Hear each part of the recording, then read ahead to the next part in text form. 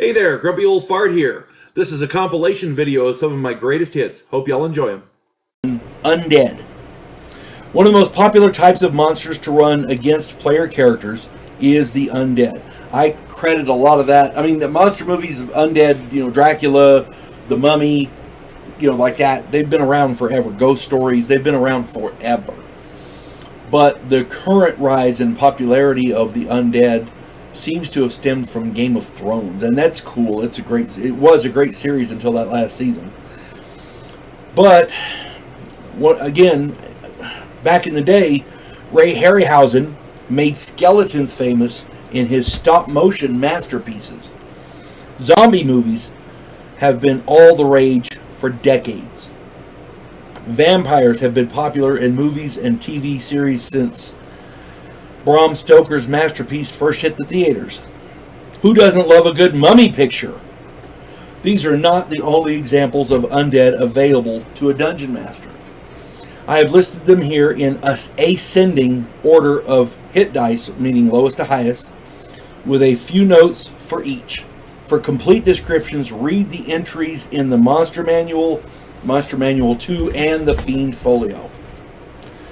Skeletons and zombies are created by animate dead spells. All you need is a spellcaster and a cemetery, and you can make all the skeletons and zombies you need. Ghouls and lacedons are found in graveyards feeding on corpses and in the oceans and in watery areas. Coffer corpses are corpses which fail to make it to its maker or are not interred. Graveyard ships, that kind of thing. For turning purposes, treat them as wraiths. Shadows are found deep underground or in ruins. Here's one that I rarely use because they're for low level. Once a character gets high enough level to where they can actually, these things aren't a complete decimation for them.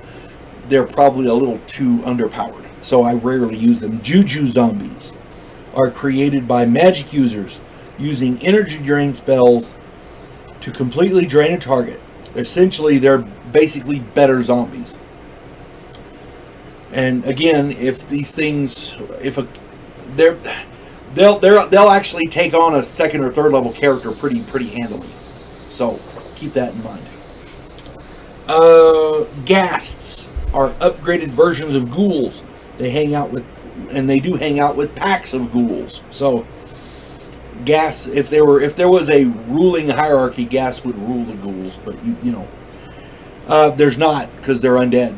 So the Sons of Kyuss, Kyuss, the Sons of Kyuss are exceedingly dangerous as they reproduce with leaping worms. So all they have to do is get in the area, engage your player characters, and these worms leap across and they'll spread that way. Wights inhabit barrow mounds or catacombs. They hate life and fight to destroy it. That's their only goal. Haunts are spirits who possess the living so they can complete an unfinished task. You've heard the classic story of the spirit that inhabits a person to complete some random task or whatever that they didn't get done. That's a haunt. Wraiths are more powerful versions of wights. Zombie monsters are created with animate dead spells, but are larger and stronger humanoids. Gnolls, bugbears, that kind of thing. Mummies are the classic bandaged corpses which spread a rotting disease. A lot of people see a mummy and they don't take that rotting disease into account. Groaning spirits, also called banshees, are the spirits of evil female elves which return to harm the living. Specters are found in desolate places like tombs and dungeons. Apparitions are ethereal creatures which can easily surprise prey on a 1 through 5 out of 6. They are termed as specters. Revenants are those who suffered a violent death and return to seek vengeance on their killer. These are not normal undead, so they cannot be turned, nor can they be affected by holy or unholy symbols, holy water, or other religious paraphernalia. They are also immune to weapons, normal or magical. Fire is its only weakness. They have to be turned to ash, as you know, to destroy them. Vampires are your classic Bram Stoker's coffin-snoozing, blood-sucking fiends. Skeleton lords are controlled by someone who has their circlet. They will not be happy about it. So if you can get... I actually had this happen one time. I was playing in a game, and we were able to get this circlet from one of the big bad guys, and that skeleton lord was quite grateful and helped us to defeat him. Ghosts are extremely dangerous. They are ethereal hunters capable of magic jar possession, and their touch causes aging 10 to 40 years just by touching you. Liches are, in my opinion, one of the most dangerous and evil of undead. Yes, they're powerful spellcasters, and yes, they can paralyze by touch. But you got to give them their due as intelligent foes. They're not your random undead thing. These guys are super geniuses who work their asses off to gain Lich status. They wanted this. These guys want to rule the world, so play them accordingly. They are the Dr. Evils of the D&D world. Shades are very similar to Liches in the fact that they work to achieve this undead status, but their abilities are very, very different. However, they retain their abilities that they had in life, but they also gain a bunch more. So these guys could conceivably be more, they could conceivably be more or less powerful than a Lich, but they could also be much more powerful. So it just depends on the shade. Okay? I guess it depends on the shade and the Lich, because there's no absolute power level for either one. Shades and Liches are some of the most evil ones because they work their butts off to become undead. I tried to be comprehensive, but if I left any of them out, please put them in the comments. I, as well as my subscribers, would very much like to read about them. Most undead inhabit an area and are only encountered when people disturb them. Animate dead and juju zombies are created as henchmen by spellcasters. Revenants are on a single-minded mission of revenge and will seek out their killer. That's their only goal. Vampires tend to surround themselves with weaker, I want to say they're half-strength, minion vampires, so to speak, which they create. So be ready for intelligent vampire games. Liches and Shades tend to have a plan. They will employ underlings and hire all kinds of henchmen. Vecna, which was who was a Lich, almost took over the world with his armies. The only reason he was stopped was because his lieutenant betrayed him. I did a video on the Eye and Hand of Vecna. Go check that out. Play these Liches and Shades as the master villains and that they are of the Machiavellian vein. These people play the long game. They're undead. They're going to be there forever. They can wait 2 centuries, 3 generations, whatever. Okay? Using undead in your world will create horror and a sense of otherworldly evil in your story. But just don't play them as the corny throwaway bad guys. Zombies and skeletons are foot soldiers. Liches and Shades are generals. And don't overuse undead. If you overuse them, they lose their special, their sense of uniqueness, their special oomph, you know? So just go with that. And again, have fun running and playing Dungeons and Dragons. This game is just absolutely wonderful. You folks have a good day. God bless one. Demons. When you watch this video, please refer to the Monster Manual, Monster Manual 2, and the Fiend Folio for specifics on each individual demon. Also, check out the AD&D Manual of the Planes for a lot of good information. specifically pages 99 through 108. By putting demons in your game, you are telling your players that they have achieved a level of advancement that means they are no longer peons. Either someone somewhere of considerable power and malicious Machiavellian machinations has noticed them, or they are in way over their heads. One of the two. Devils are ruthless, power-hungry schemers out to rule the underworld and every other world that they can. Demons just want to watch the worlds, all of them, burn. Demons are all chaotic evil. Their birthplace is the 666 layers of the abyss, the demon home. Demons epitomize chaotic and evil. Not only do they want people to suffer, but they want to watch them suffer, and they want to enjoy it at the same time. And there's no rhyme or reason for anything that they do. Demon lords and princes maintain their vital essences in small containers, their amulets. Read up on demons' amulets. There's a lot of information in there that you need to know if you're going to put these beings against your players. Demons can roam freely in their own plane. Usually one of the 666 layers of the abyss, Tartarus, Hades, and Pandemonium. They can also roam the astral plane. Demons cannot enter the prime material plane without aid, such as conjuration, a gate, like a gate spell or something like that. Name speaking, you speak a demon's name and he hears you and he comes, that kind of thing. Anyone calling a demon to the prime material plane should be very, very careful in doing so and have many protections in place. Read through the Monster Manual 1, page 16, and take that to heart. Demon lords and princes are at the top of the pecking order.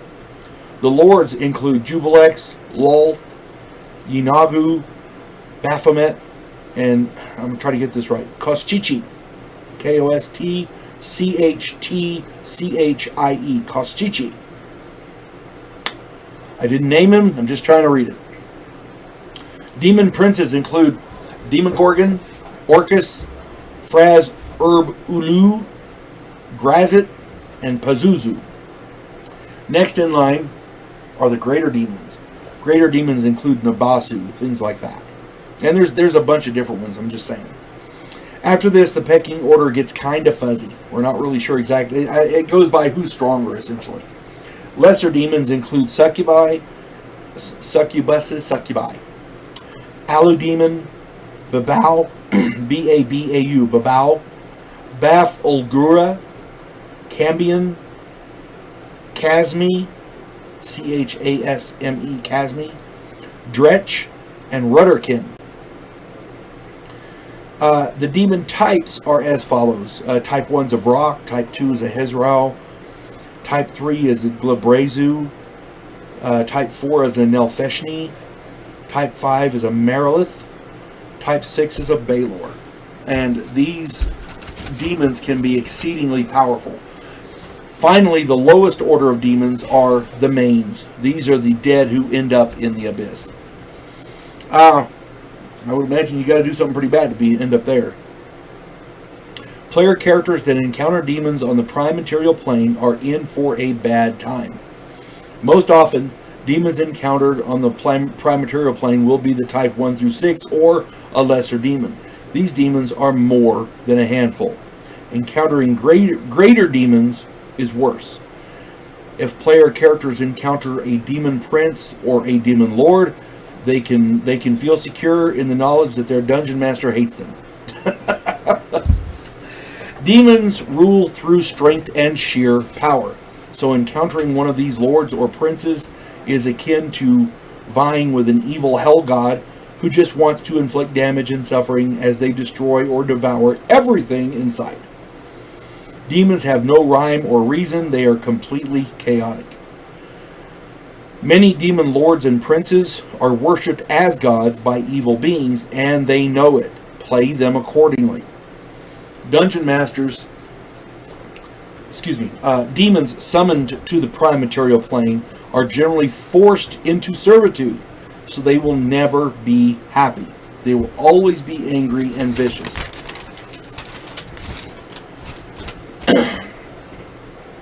Page 35 of the Monster Manual 2 lists a bunch of demon lords and princes and princesses. It also lists the inhabitants of any random layer of the abyss. All this is information you can use in your game. This should give you, as a dungeon master, a good start in organizing this part of your campaign. Many demons can possess people with a magic jar ability. Read up on that. If you're going to put demons in your game, be very, very thorough in your research of the magic jar. Demons possessing people can sow chaos and disharmony among player characters, in royal families, in guard houses, in military encampments, pretty much anywhere else that they want to. Devils have grand Machiavellian schemes. Demons just want to sit back and laugh at the trouble they cause. And the more and bigger the trouble, the better.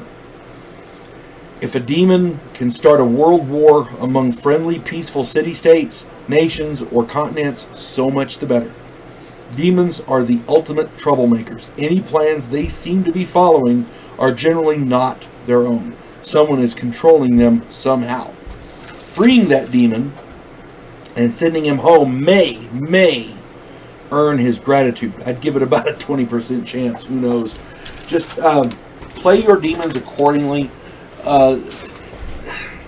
It's with a demon, it's not about I will gain ultimate power. It's we're going to watch everything burn.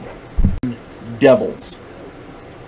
When you watch this video, please refer to the Monster Manual, Monster Manual 2, and the Fiend Folio for specifics on each individual devil. Also, check out the AD&D Manual of the Planes for a lot of good information, specifically pages 109 through 112. This is primarily advice for the young dungeon masters. So here we go. When you run devils in your game, understand that the chances of running into a devil on the prime material plane is extremely rare. Devils can move through the planes of hell, Gehenna, Gehenna, however you want to pronounce that, Hades, and Acheron at will, although they may need permission to do so from their masters, dukes and the archdevils. Devils can also move through the astral plane, but seldom do so. The only way a devil can enter other planes is when a specific proper ritual is performed, or when the proper name of the specific devil is spoken and heard. Devils are generally lawful evil.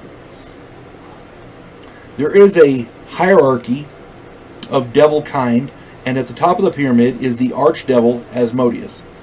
He rules the 9th level of hell, the 9th layer, the lowest layer of the 9 hells. Under him are the other archdevils, Mephisto, that's Marvel, pardon me, Mephistopheles, Moloch, Beelzebul, Despater, Geryon, Belial, and Mammon. Each of these rules a layer of hell. Tiamat, although not an actual devil, rules the first layer of hell.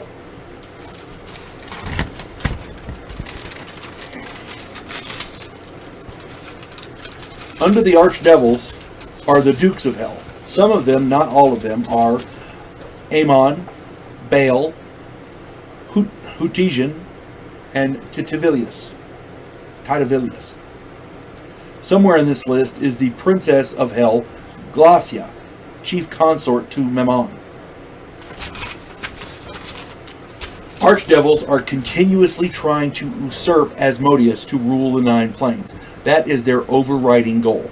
Asmodeus remains in power by playing the archdevils off against each other. Unless 2 or more of them team up against him, they have no real chance, and everyone knows it. The dukes work for the archdevils, and they want to supplant their superiors. That's the way hell works. You gain power by eliminating your boss. Read up on the devil's talismans. These objects allow a devil to be controlled. This is a terrible affront to the devil in question, and they will act accordingly over this great offense. Then there are the greater devils. These include pit fiends, ice devils, horn devils, and styx devils, and I believe there's more, but that's all the ones I listed here. Below the greater devils are the lesser devils, the barbed devils, bone devils, bearded devils, spined devils, Abishai, Erinyes, Superibo. Denizens of the 9 planes of hell include Lemur. These lower ones are they make up the vast majority of the population of hell. Any player characters encountering any of the archdevils or dukes of hell are probably in hell, on that devil's specific layer, maybe, or something close where the guy's at. If they encounter that being on the prime material plane, someone had to summon them, ritually or by negligent accident, by saying his name or whatever. These devils are the pinnacle of evil in their world. Their confidence in that is supreme. I heard a story of a group of player characters. Years ago I heard the story. And these player characters, the guy was telling me that his group went to Nessus and sat down with Asmodeus, and they told Asmodeus that they were going to take his ruby rod, and if he tried to stop them, he would be sorry. And of course in this story he capitulated. If that story is true, the Dungeon Master is as crappy as can be. Period. Those player characters should be rotting in Asmodeus' dungeons and being tortured for all eternity for that affront. Asmodeus' servitors are pit fiends. A group of player characters versus 1,000,000 pit fiends is a no-win scenario. If the player characters died, they would have gotten off easy. That should have been the end of that group, period. Play these archfiends as the multiversally recognized power players that they are. These beings rule entire dimensions because they can, because they are that powerful, because they are that smart, because they are willing and able to dare anything to get what they want. Many of these people, many of these beings are worshipped as gods. They are not badasses. They are the badasses. Play them as such. Devils don't possess people like demons do. Devils prefer to coerce and suggest and convince mortals to do their bidding. Devils are master manipulators who mix lies in with truth and syrupy sweet logic to engineer events. Many devils can shape change and or become invisible, so they can engineer events without their victims even knowing that they're being manipulated. The Monster Manual 2 has a great explanation of the hierarchy of the planes of hell. It's on pages 44 and 45. This is a great start for your representation of the interactions between your player characters and the hierarchy of hell. The best advice I or anyone else can give the novice dungeon master who wishes to use devils in his campaign is to start with a buttload of research, then do more research, follow that with some in-depth research, and then top all of that research off with a whole lot of research. Take the hint. Daemons, not demons, daemons. Daemons. This is primarily an advice video for young dungeon masters. I've been doing this a long time. I'm just trying to help you out. When you watch this video, please refer to the Monster Manual, the Monster Manual 2, and the Fiend Folio for specifics on each individual daemon. Also, check out the Advanced Dungeons and Dragons Manual of the Planes for a lot of good information. Specifically pages 101 through 112. See the Monster Manual 2, page 27 and 28 for a lot of specific information on daemons as well. Daemons generally inhabit Guyana, Gehenna. I've heard that pronounced a million ways. Guyana, Hades, and Tartarus, but may move freely throughout the lower planes from the 9 hells to the abyss. There are many races of daemons. This isn't a group, this is a group of collective races. Daemons have magic resistance, but it does not work like other beings' magic resistance. Read up on it before you run daemons against your player characters, okay? Daemons are generally neutral, evil, in alignment. They have no problem working with devils or demons if it serves their purpose. Note, however, that daemons, like all evil beings, tend to try to be the superior partner in any temporary alliances, which is why it is so rare that they occur. Daemons have a plan. They are not the Machiavellian schemers that devils are, but they are not into causing trouble for fun like demons do. I always try and place them somewhere in between. All daemons are ruled, in theory, by the strongest of all daemons, who bears the title of Oinodaemon. Currently, that title belongs to Anthraxis Anthraxis the Decayed. My tongue's not wanting to work. Okay. The hierarchy of demonic power ranking is much simpler than devils or daemons. Unique daemon lords include Anthraxis, the current Oinodaemon, Bubonus, Cholerics, Typhus, and Diphtherius. These lords control vast armies made up of demonic races. Greater demonic races include Arcana daemons and Ultrodaemons. And the singular character Charon, the boatman of the lower planes. That one character is also a greater daemon. He has a bunch of Charana daemons. They're lesser daemons that also take people around, but there's only one Charon. Lesser demonic races include Charana daemons, as I said, Dergodaemons, Hydrodaemons, Piscodaemons, and Yagodaemons. Daemon lords are as powerful as many demon and devil lords, but their motives are much more varied. Devils want power. They're the power players in the multiverse. Demons want to cause trouble and destroy the worlds, the different planes. Daemons are power hungry, but they are more often than not enact short-term plans to gain advantages over other daemons. All daemon races are different, so you really need to read their individual descriptions thoroughly. Many circumstances of daemon encounters will show a feudal organization of loose associations and temporary alliances. Like devils and demons, daemons cannot enter the prime material plane without help, like conjuration, summoning, and gates, that kind of thing. However, and this is something you really need to look at, it is rumored that many daemons, specifically ultra daemons, have mastered the arts of summoning. These daemons may summon creatures from other planes, including the prime material plane. So it is possible your player characters can be summoned in front of the daemons. It stands to reason that daemon lords would covet and employ these people who can these daemons who can summon, because they'd be very, very useful servants. They can summon people that can help the daemons for whatever their plans are. Many daemon races are very, very intelligent. Some are godlike, while others are of low intelligence.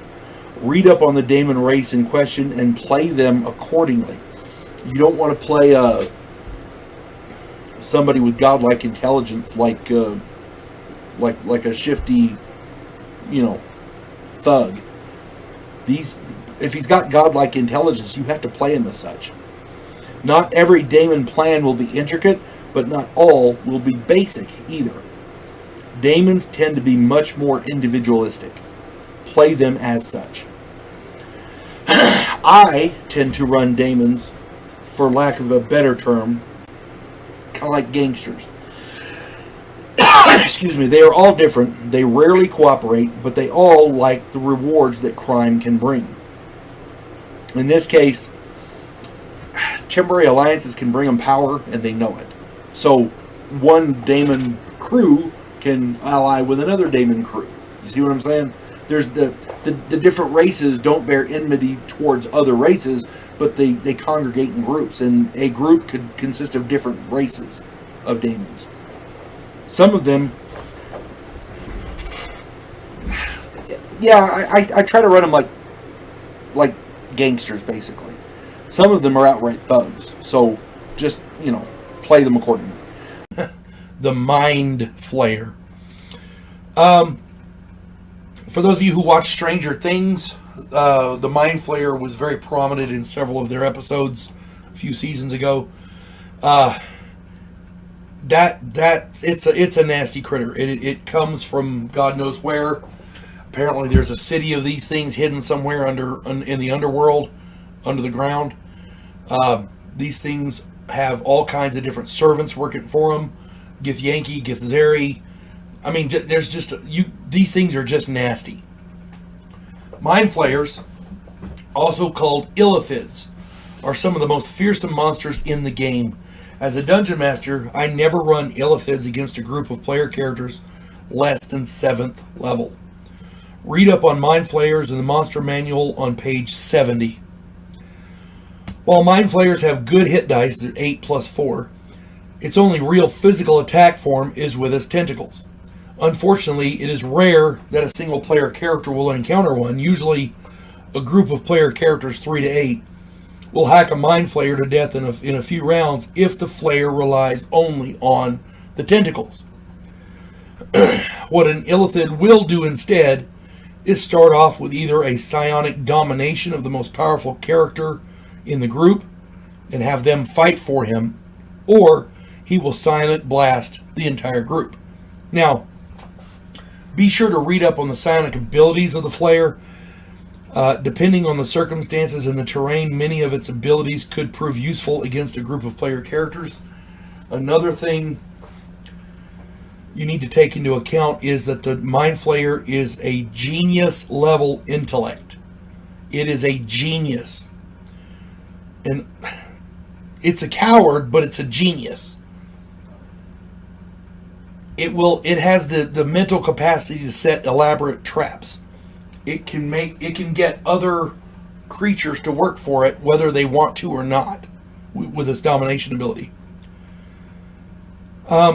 Research the background and the culture of mind flayers. Also research the other creatures that are likely to pair up with a mind flayer. A lot of them are pretty nasty. I have found that an illithid with a few choice magic items and a few choice servants should prove adequate to challenge a decent-sized party of player characters, depending on their numbers and level. I make it a point never to run a mind flayer against any player characters below 7th level for a reason.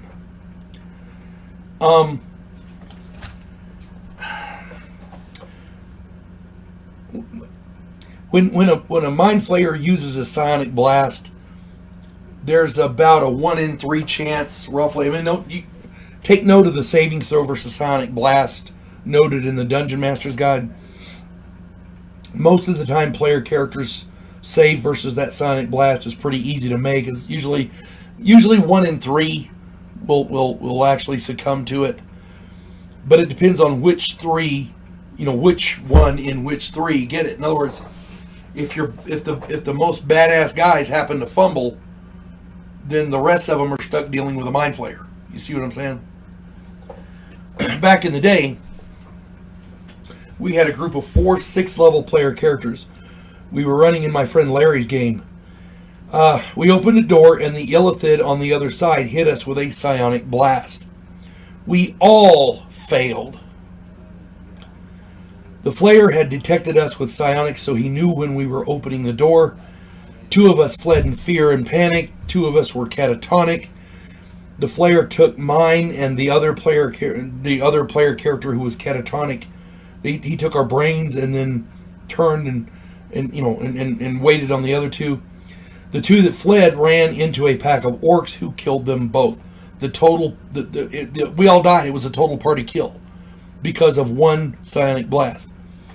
And I remember distinctly that out of the 4 of us, 2 of us fumbled.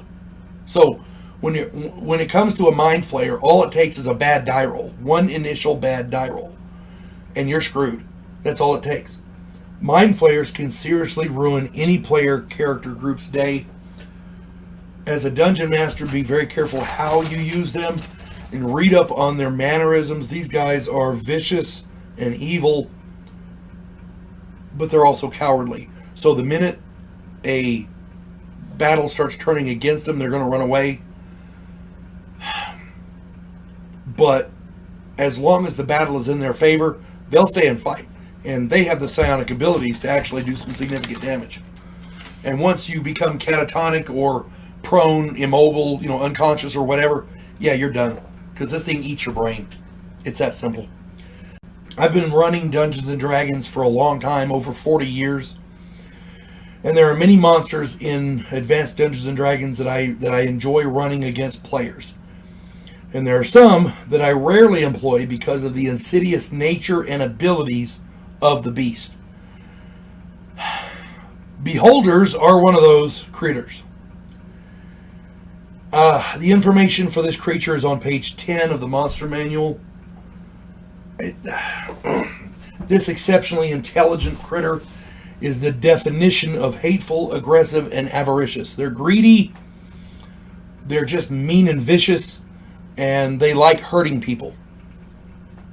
On top of that, this thing sees in every direction with its eye stalks. It's got 10 eye stalks, and it's got one big eye in the front of its face, but it's got 10 eye stalks which literally see in every direction. Each of these eye stalks and the main eye all have different abilities. These include, you're going to love this, Charm Person, Charm Monster, Sleep, Telekinesis, Flesh to Stone, essentially petrify, Disintegrate, Fear, Slow, Cause Serious Wounds, and a Death Ray. These are the 10 eye stalks. The central main eye fires an anti-magic ray. Any which of these can ruin your day. That's all I'm saying. Now, according to the book, this thing only gets one attack per round. This is how I run them, and I randomly determine which eye will attack each enemy whenever possible. There's sometimes if a beholder is in the middle of the group and they're attacking from different directions, I'll mark out which eye is facing which direction so that, we can go that way. But otherwise, I randomly determine it. That way it's fair for the players. I have played in other Dungeon Masters games where the Dungeon Master allows beholders to attack with each eye once per round. That is, in my opinion, insane, but it's their game. They run it how they want. It certainly makes the critter much more deadly, and it doesn't need to be more deadly. It's got all this other shit. Do yourself a favor. Read up on the beholder before you run it. Be very thorough in your research. Make sure you know what the thing can and cannot do. To give you an idea, I got a quick little story here. Years ago, I was running a group of 5th level players in a game where they were trying to find a secret entryway. They were trying to find their way through catacombs to sneak into a fortified town. The idea, they had been paid to capture the lord of the town who had been doing some bad stuff. They were trying to find a sneaky way in. They had discovered these catacombs and they figured maybe there's a way to get inside. So, the lord of the town had set a beholder in a specific place to guard against that very thing. He couldn't spare troops, so he stuck a beholder down there. And there are many bad guys who can employ monsters like this, so, just it depends on your game. It depends on the Dungeon Master. At any rate, the 5 characters entered an area where there was a great chasm in the floor. Across the chasm was a great iron door, which was the entry into the town's sewer system, which means they could get in that way. What they didn't know is that hiding in the chasm down in the darkness was a beholder. The beholder that the guy had set down in there. Now, the group was trying to figure a way across. One guy had a grappling hook. And he said, great, we'll put a rope together and we'll do this. They threw the grappling hook across 3 or 4 tries and they got it to hook. So they tied it off and they found out it was pretty secure. So they start one at a time. They're starting to go across. And the first guy got out there and he goes, yeah, it's holding pretty good. So the second guy got on there. And then the third guy. And then the fourth guy. And it was holding. So the 5th guy got out there and it was barely holding. But, they start going across. They're all 5 of them are in a line going across this rope. The beholder waited until they were all on the rope about midway across the expanse, because the beholder's really, really smart. You know, he's pretty damn smart. So anyway, the middle character was a cleric, and he was wearing plate mail, and like I said, the rope was barely holding them as it is. So the beholder hit him with the flesh to stone ray, and he failed to save. He turned to stone. The added weight, of course, broke the rope. The entire group plummeted to their doom. The beholder then headed down to loot their dead bodies. Play beholders with this level of insidious Machiavellian sadism. They are just nasty. In any way, shape, form, or fashion, they are just nasty. People fear beholders for a reason. They are a fearful creature to behold. Facing them in battle is atrocious. Play them as such. Okay? If you can think of a plan that would screw over the player characters, a beholder can think of that plan as well. Retrievers. Okay, if you're a dungeon master and you want to impress upon your players the seriousness of their situation, you could not do much better than a retriever. Retrievers are found on page 75 of the Advanced Dungeons & Dragons Fiend Folio. These are very powerful creatures, and you got to be sparing in how you use them. Also, your story has to include certain elements to allow you to use retrievers. They're not wandering the prime material plane. Okay. Retrievers are personal constructs of Demogorgon. See his entry in the Advanced Dungeons & Dragons Monster Manual. These things are only seen on the prime material plane when on a mission directly from him or from one of the other powerful denizens of the abyss. These things have to be on a mission. They're not independent creatures.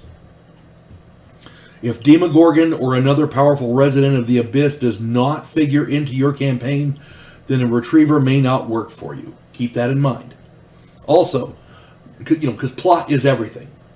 Also, note that a savings throw versus magic will be necessary for any player character 5th level or lower, or any monster of less than 6 hit dice, when they see a retriever come within 30 feet. These things are hideous.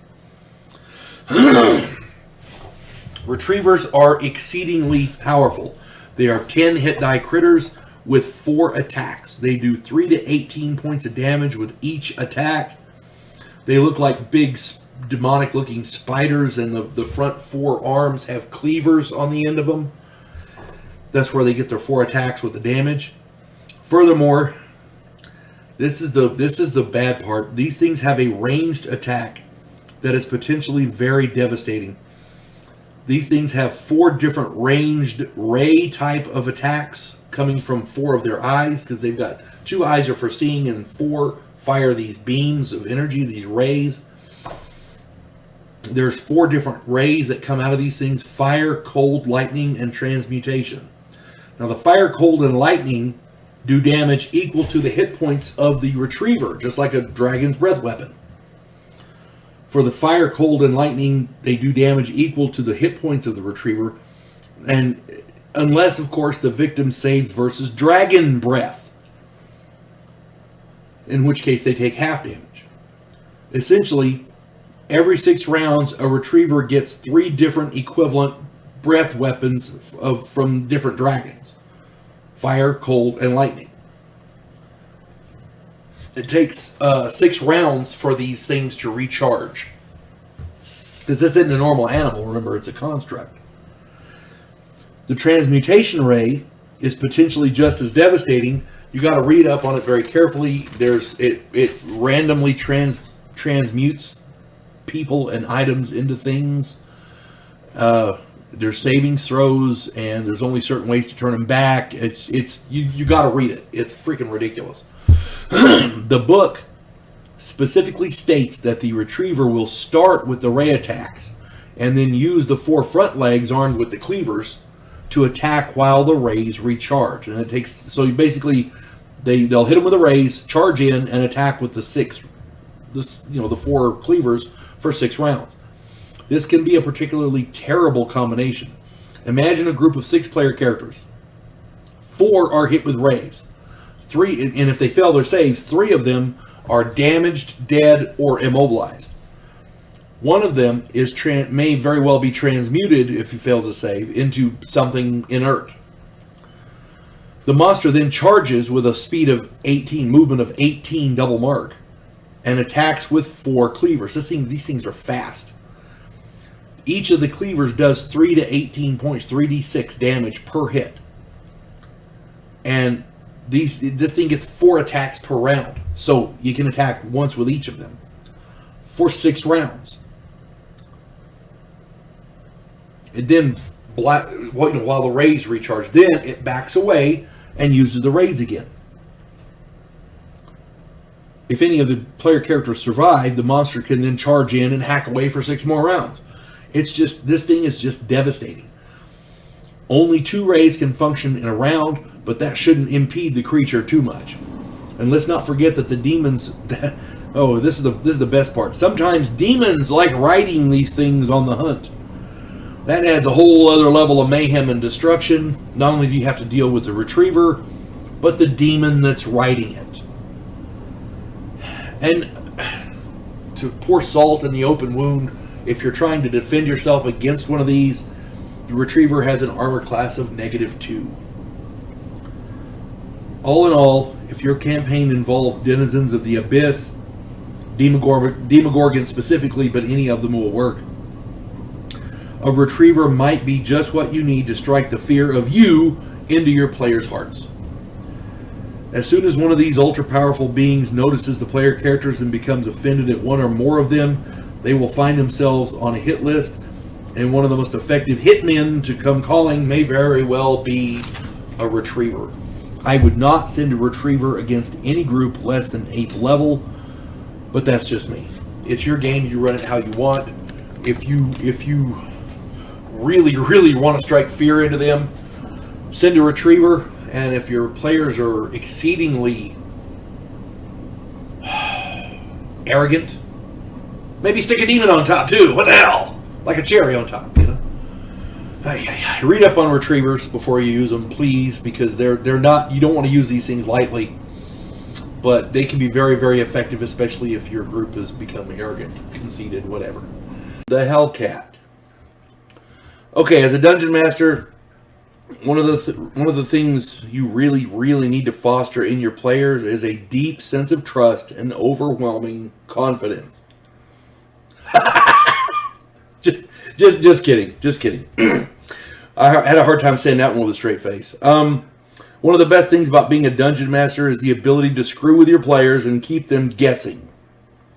When they think they know all the answers, you make sure not only to change the questions, but change the language in which the questions are asked. Just really mess with them. Holy crap, that's one of the fun parts about being a dungeon master. And when you're really messing with them good, it's part of the game. It's part of the fun of the game. Now you can't cheat, but messing with them is fun. You always got to have good monsters to throw at them, and here's one of the best. One of the best monsters you can throw at your players, especially if they insist on running evil characters, is a Hellcat. As a dungeon master, it's hard to create a situation where evil characters will willingly try to be good guys. It's hard to get bad guys to save the world or overthrow the evil king. You know what I'm saying? Without trying to supplant it with something worse. The Hellcat can be found on page 50 of the Advanced Dungeons & Dragons Fiend Folio. I suggest you read up on it very, very thoroughly before you use it, but I really think you're going to enjoy it. Hellcats are powerful, to be sure, but that's not what makes them special. These guys switch sides faster than most dungeon masters change underwear. Note the alignment restrictions. They're lawful evil, and they want to glom onto lawful evil masters. When your player characters count this guy as an ally, he spots a bigger, badder master and switches sides. It's crazy. Hellcats are associates and familiars of devils. They are not servants or underlings. They are, quote, as per the book, quote, associates and familiars of devils. They are lawful evil, and they seek to serve the ends of hell. These are bad, bad creatures. That means when they are on the prime material plane, they are schemers and connivers. These are the guys who want to influence people to do bad things. They look for powerful, lawful, evil characters or non-player characters to serve. But the term serve is misleading. As soon as a Hellcat spots a more powerful, lawful, evil character or NPC, he will immediately switch to serve the new one. If that new one is one part of the guys that your players are trying to attack, so be it. If they stay with the current master, they will seek to push that master to further the ends of hell. These are not good critters. They're not the cute, cuddly familiars that you're familiar with in the dungeon, in the player's handbook.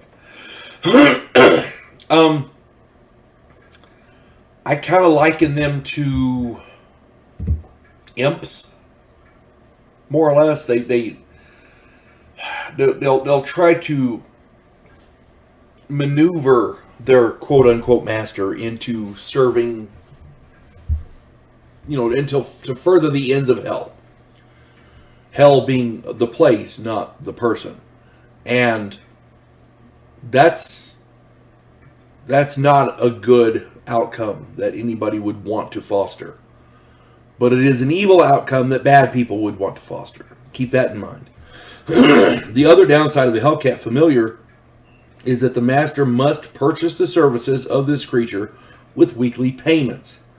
These payments consist of live human victims. It wants to get fed. It wants to basically sacrifice humans. Failure to make this payment means that the Hellcat will take the master as the payment. Then he will find a new master. So yeah, having one of these things as a familiar is cool. The problem is it's costly. And it may be more costly than players would be normally willing to pay. All in all, Hellcats are one of the most mystifying and unnerving creatures a Dungeon Master can saddle their players with. The key is to roleplay the Hellcat like a beneficial asset, only revealing the downsides after the player character is vested in having this thing as a familiar. These things are freaking fun to play in your game, to run in your game, to put into the party, because they sow dissension. One guy has a Hellcat, and he's being pushed to do all these bad things and further the ends of hell, as it were. The other player characters, if they're not on board with that, it can sow dissension, and rightly so. Now, keep in mind, if your players are fighting each other over this, your players aren't that bright. If your players are trying to find ways to get rid of this Hellcat to save their buddy, that would be much more apropos. But all in all, you can have so much fun with these. If you're going to screw with your players, you really, really can't do much worse than a Hellcat. It's all. The Demodand. Demodand are a tripartite race of powerful, cruel, and ruthless creatures who are supremely selfish. They inhabit the manifold plains of Tartarus and organize themselves into a feudal society of barons and commoners. As is common in the lower planes, the more powerful rule whatever and whomever they are powerful enough to rule. On the prime material plane, usually only one Demodand will be encountered because they are loath to leave Tartarus, the Abyss, or Hades.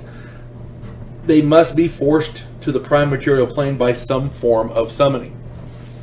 And they won't be happy about it. The three races of Demodand are as follows. The Shator, the ruling nobility, the barons as it were, of Tartarus. They are 15 hit die monsters with powerful innate abilities and terrible weapons to attack with. You can find them on page 34 of the Advanced Dungeons & Dragons Monster Manual 2. These guys are the rulers. They rule over everybody else, all the other Demodans.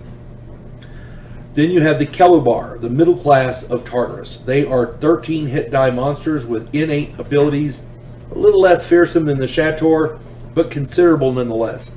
Also, check out their defenses. They're quite formidable. They're also found on page 34 there. And lastly, we have the Farastu. These are the commoners of Tartarus. They are 11 hit die critters with very, very respectable innate abilities. They're found, I want to say, page 33. As a dungeon master, if you need a quality bad guy to act as a personal bodyguard for a major villain, or if you need a powerful guard to protect a notable MacGuffin, consider a Demodan. For a Shator to be employed in this manner would mean the villain or MacGuffin should be very, very important or exceedingly powerful, because the Shator won't like to do it, and he's intelligent enough to fight the orders.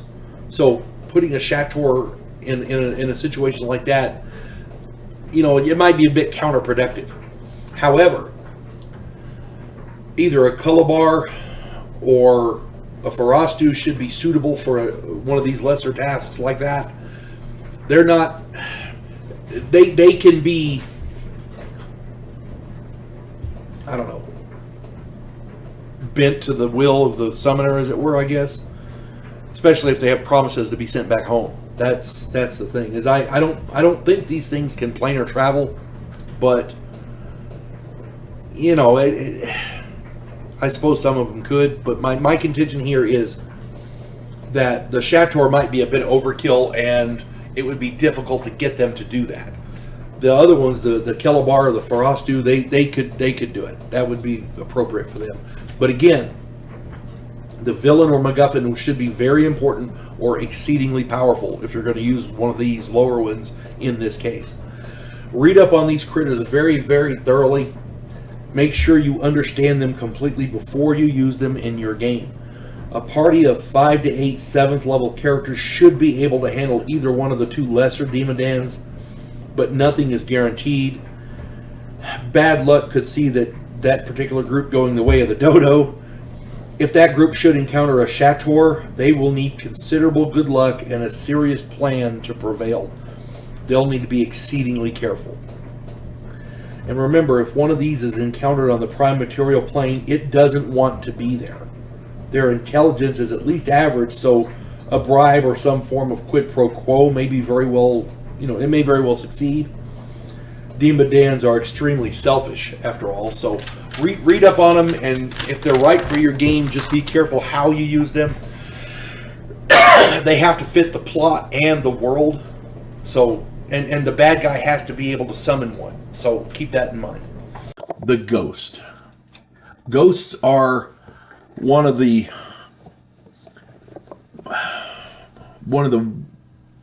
most dangerous creatures in Dungeons and Dragons. One of the I'll just get into the video.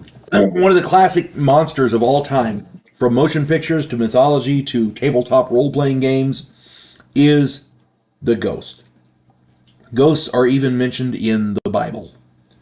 Mankind has been plagued by ghosts forever. Advanced Dungeons and Dragons is no different. Ghosts can be found on page 43 of the Advanced Dungeons and Dragons Monster Manual. Be sure to read through the description of this monster very thoroughly before putting them in your game. Ghosts in Dungeons and Dragons are a little different than the ghosts you hear about on paranormal specials, so keep that in mind. Ghosts are a form of undead. They are the spirits of evil humans who were so awful in life that they have been rewarded or cursed by being granted undead status. Ghosts are ethereal and therefore cannot be touched by beings on the prime material plane. However, they can be seen by beings on the prime material plane. So that's where you get your ghostly sightings and apparitions and like that.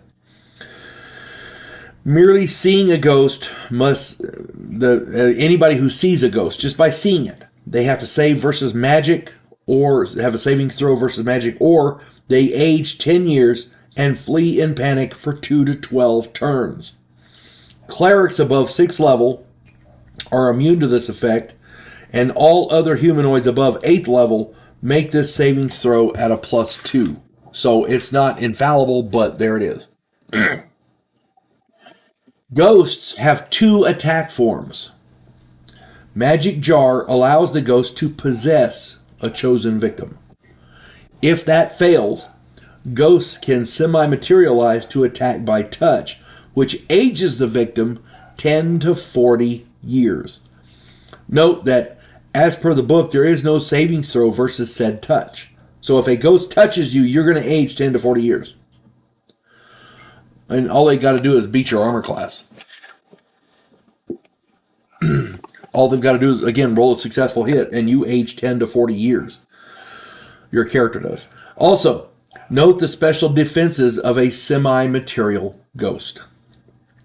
Make note that the range of the magic jar attack is 6 double mark, meaning 60 feet underground or indoors. This means that the ghost could conceivably possess a victim without anyone knowing that the ghost is present. Should this occur, it will require some roleplay acting on the part of the player in question. Remember, if the rest of the players don't know he's possessed, that victim can cause a buttload of damage if he plays it correctly. He can do a lot of harm if he's possessed and nobody knows it. Ghosts are highly intelligent, so if they have surprise, there are any number of ways that they can screw over the party. The whole point of a ghost is to cause mayhem. The real threat of a ghost is in its devious, hateful nature and its potential for surprise.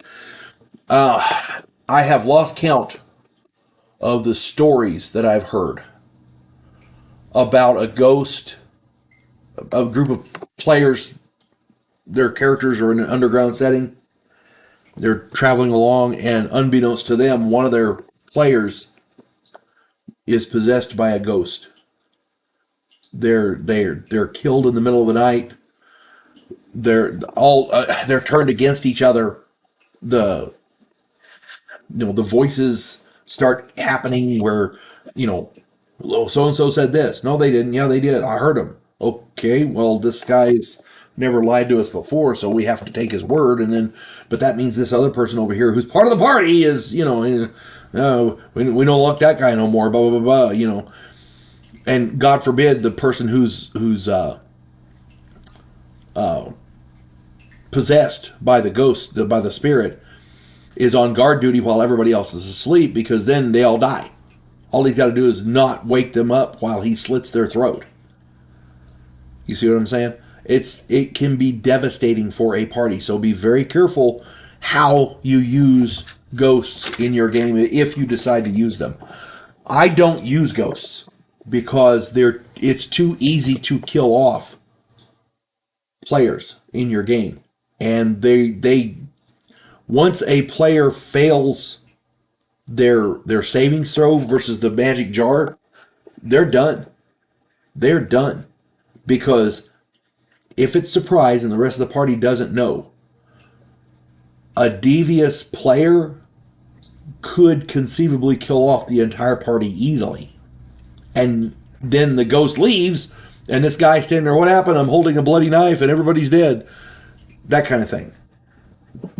It's not good. It's easy to destroy a party, and I'm not talking about killing the characters. I'm talking about destroying a group. You can set players against each other. You can... it's very easy to destroy a group. Friends won't like each other anymore, and they won't play the game anymore. That kind of thing. It's easy to do that with a ghost. So be very, very careful how you use them. The Lich. One of the most potent undead forms is that of the Lich. There are people who argue which is more powerful, a Lich or a vampire. I would go with a Lich any day of the week, because vampires are nasty, but vampires aren't necessarily willing. They can be quite bad, quite nasty, but Liches are a special kind of evil. One of the worst parts of a Lich is that becoming a Lich was voluntary. The guy who became a Lich saw what it was evil enough to want it, was smart enough to make it happen, and powerful enough to get the job done. What this means is that he is happy with his power and he's willing to use it. He enjoys hurting people. The Lich can be found on page 61 of the Advanced Dungeons & Dragons Monster Manual. Be sure to read through the description very, very thoroughly before you use a Lich in your game. A Lich can eliminate an entire high-level party post-haste with minimal effort. Liches, depending on how you play them and what... There's no upper limit, I think, to the power level of a Lich. Liches are supremely powerful. A Lich was an 18th level spellcaster at a minimum before he became a Lich, and he retains all of that.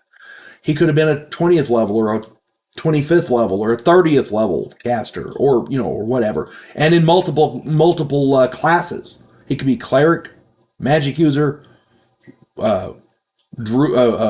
illusionist, that kind of thing. Multiple classes, he could still that high level. He's got to be a minimum of 18th level spellcaster in at least one of those classes. The touch of a Lich causes 1 to 10 points of damage. Why a Lich would go into personal combat, I don't know, but it's got that neat ability. Just a touch does a d10 damage. Additionally, that touch will cause paralysis to the victim unless that victim fails a savings throw. Unless that victim makes a savings throw. You make the savings throw, you don't get paralyzed. This can be devastating if the Lich is in melee combat. The mere sight of a Lich causes fear in any victim lower than 5th level.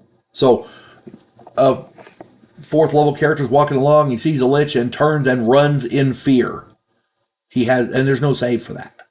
I don't believe there's a save for that. At any rate, a Lich can be devastating.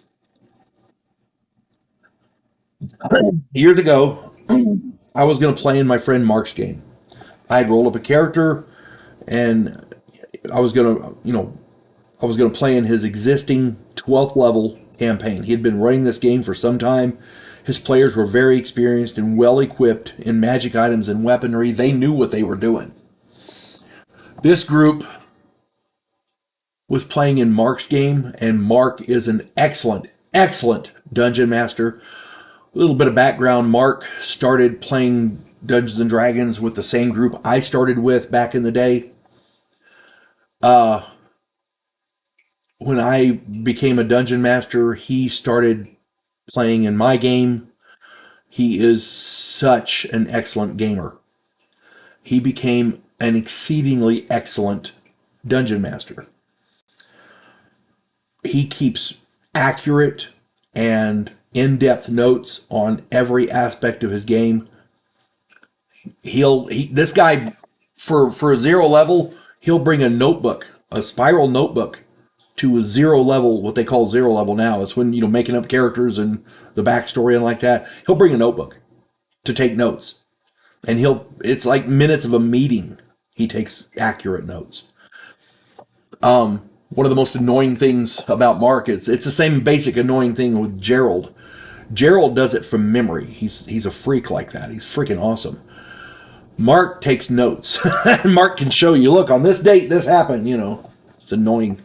But it also makes him a great gamer. An excellent game master. At any rate, I'm going to play in his game. It's a 12th level campaign. It's been going for a while. I made a character. I showed up. When I showed up, Mark pulled me aside and said that he had been called in to work. He could not get out of it. He wanted me to take over running his game for the night. I agreed, and then he gave me the rundown for the session. The player characters had been investigating an underground fortress. They were supremely confident, his words, supremely confident. They were overconfident was the word he used. They were bordering on hubris and had no idea what was down there. They were walking in like they owned the place and had no idea what they were walking into. Then he handed me the villain for his game. It was a Lich. It was a 24th level magic user and a 24th level cleric of Asmodeus. And it had all those spell capabilities. On top of that, its primary weapon was a rod of paladin slaying. He had a folder on the Lich. It was quite thick. As I said, Mark takes excellent notes. He told me that his players needed to be taught humility, and he wanted me to go all out. The Lich had been scrying on them daily for months. They had no idea that the bad guy was a Lich, but this guy had been keeping tabs on them by scrying and had been watching them for a long time. Mark had the in-depth notes about what they did, what they were doing, what their routine was like, what abilities they had, what magic items they had. This Lich knew virtually everything about them.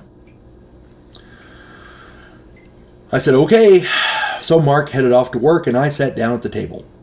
Most of his players were unknown to me, but I did know two of them. My friend Tim runs the best cleric I've ever seen in the game. And there was one other guy, I knew him in passing, and I cannot remember his name. I'm not disparaging him. He was an excellent gamer, good guy, really great gamer. I can't remember his name. It's been years. I cannot remember his name. At any rate, when Tim saw me sit down, he immediately started prepping his character for the game. The rest of the group figured that they were going to have an easy game. The Lich knew they were coming. He had ample time to prepare. He had ample time to prepare specifically for their characters because he had been watching them for all this time. The underground situation, there was a huge cavern up in there was a hidden door with a stairwell that led up to a kind of a hidden balcony high up, and the Lich had improved invisibility on, and it was up in that balcony. Well, down below, the Lich gated in several minor devils, summoned orcs, and a red dragon with monster summoning. The player characters ran into the room and engaged the devils and the other distractions. While they were fighting, I hit them with multiple meteor swarms and fireballs, and I finished off the paladin with the rod. The only survivor was Tim's cleric, who ran away.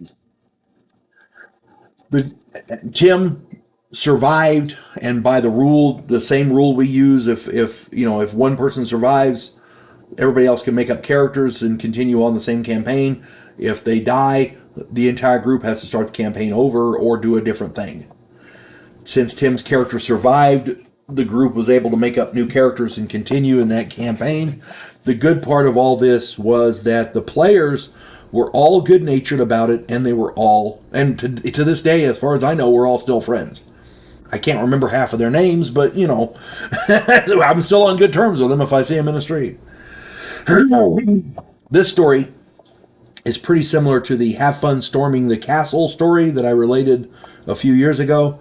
The major difference being that in that story, most of those players got mad and never played with me again. Mark's group were much better gamers. They took a defeat and learned from it. When we continued, because I actually got to play with them after that, when Mark was running the game, they were a lot less conceited. They didn't have the overconfidence problem. They became better gamers, and the group as a whole was a hell of a lot more mature. But back to point, Liches can completely devastate a group. Make sure you tailor the Lich to your group's capability level. Never ever run a Lich against a group with less than 6 players or against players lower than 12th level.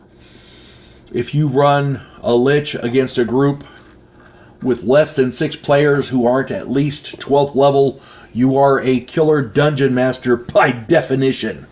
You need to do something about your situation because it's not fair. There are player characters, individual player characters, who can hold their own against a Lich. Generally speaking, the dungeon master has to be a Monty Hall and grant them all kinds of special abilities and neat, magic items and all that. But if you're a quality dungeon master, there's none of your players less than 12th level will be able to even touch a Lich, more or less. I mean, yeah, they'll be able to hit him, but they'll die quickly. The Death Knight. One thing is for absolute certain: if a dungeon master runs your group up against a Death Knight, he either thinks you are exceptional badasses or he hates your guts. One or the other. The Death Knight is an exceptionally powerful form of a Lich. These horrific creatures can be found on page 23 of the Advanced Dungeons & Dragons Fiend Folio.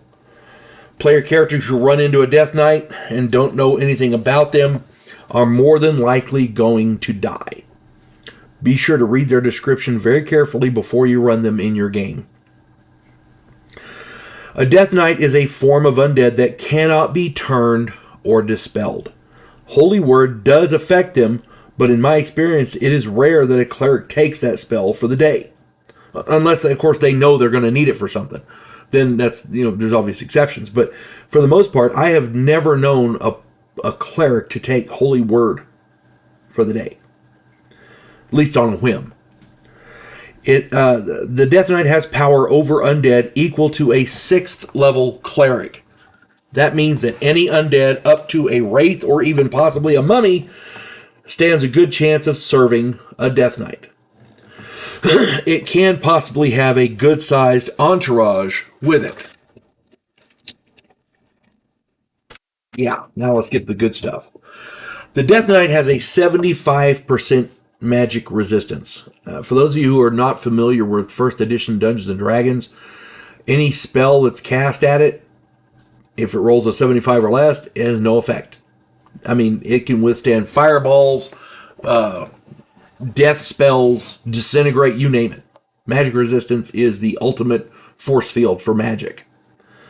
And this thing has a 75% magic resistance. This effective protection is further bolstered by the 11% chance of reflecting any spell back at the caster. And this is in effect at all times. So any spell cast at it, there's an 11%, it has a 75% chance of not affecting it. And there's an 11% chance that it'll be reflected back at the caster. That is just freaking nasty. It has an 80% chance of wielding a magic sword, determined randomly from the books. So, yeah, it could have a plus 5 defender. It could have a flame tongue. It could have,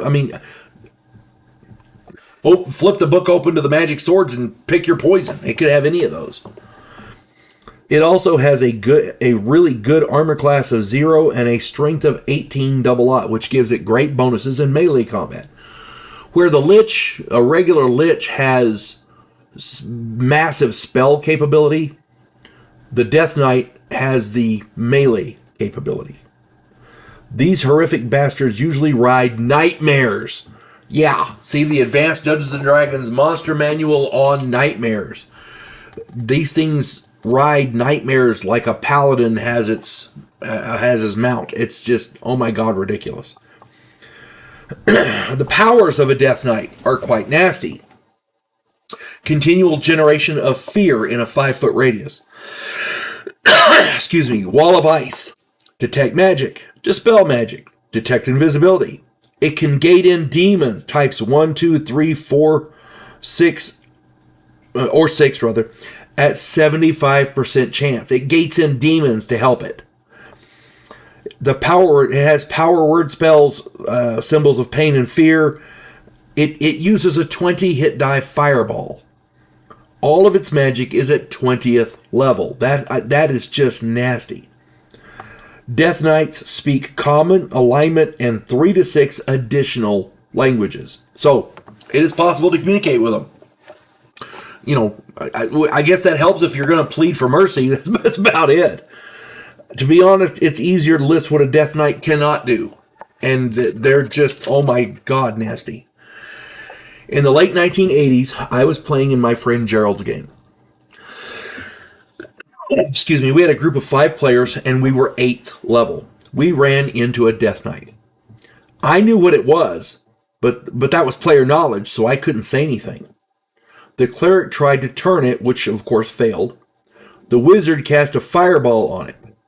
The Death Knight's magic resistance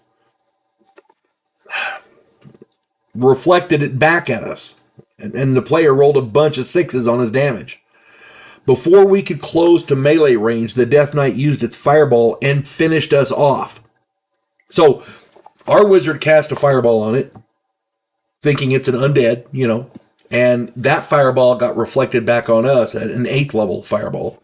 And then we were all wounded from that. And then this thing used its fireball and finished us off. That was the fight. It was a total party kill, and we never even had the opportunity to roll to hit it. It was crazy. As a dungeon master, be very, very careful when you run these things against your players. They can destroy your entire group with ease. Okay?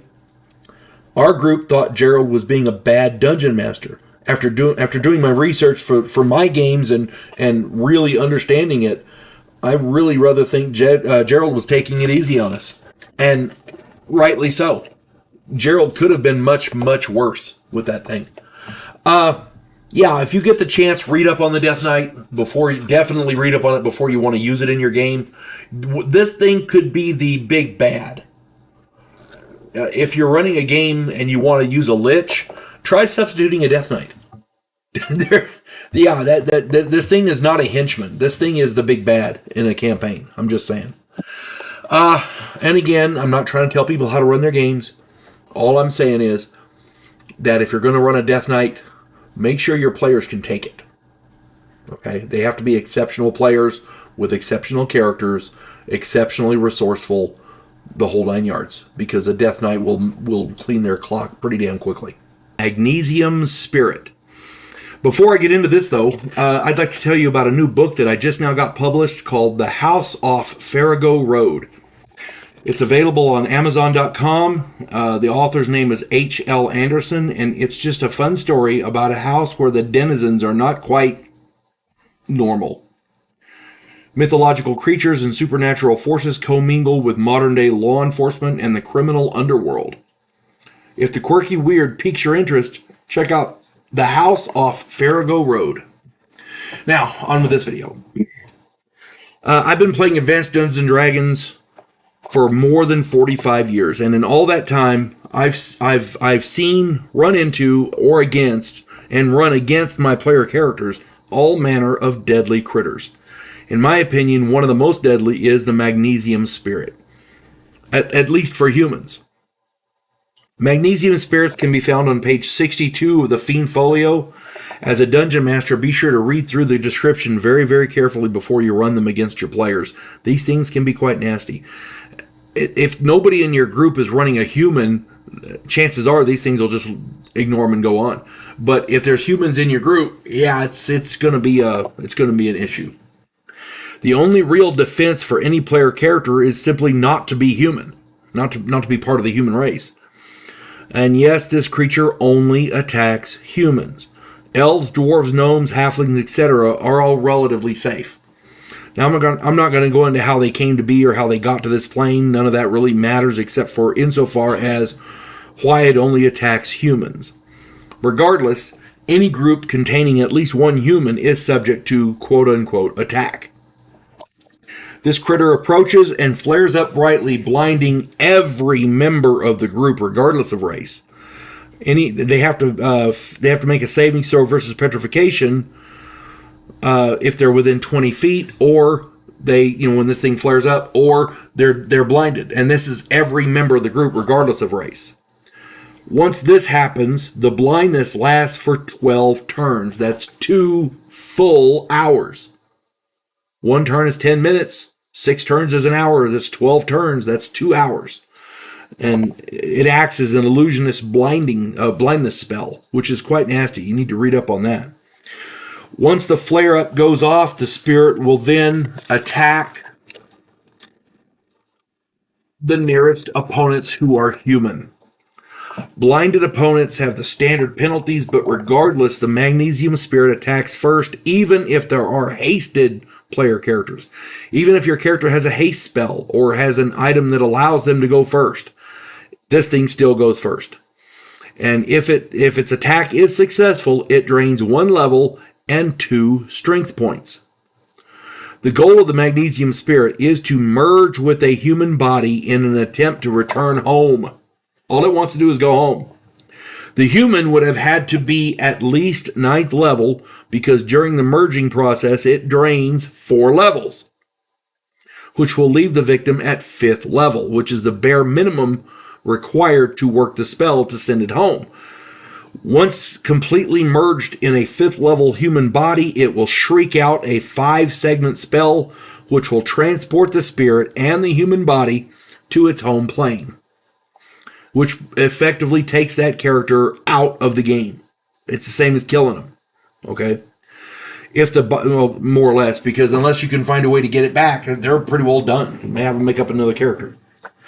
If the body it merged with does not have at least 5 levels remaining after the merging, it abandons the body and seeks out another human. Now read through the merging process and how to defend against the magnesium spirit. Also read through the consequences of the spirit abandoning the host body. That's just nasty. Magnesium spirits can only be harmed by silver or magical weapons, and it has a 50% magic resistance, as well as immunity to a wide range of spells, including sleep, charm, hold, paralyzation, and fear. This thing is quite nasty. It is vulnerable to holy water, so that's something. On 2 separate occasions, I have lost characters to a magnesium spirit. As a dungeon master, I have used a magnesium spirit once.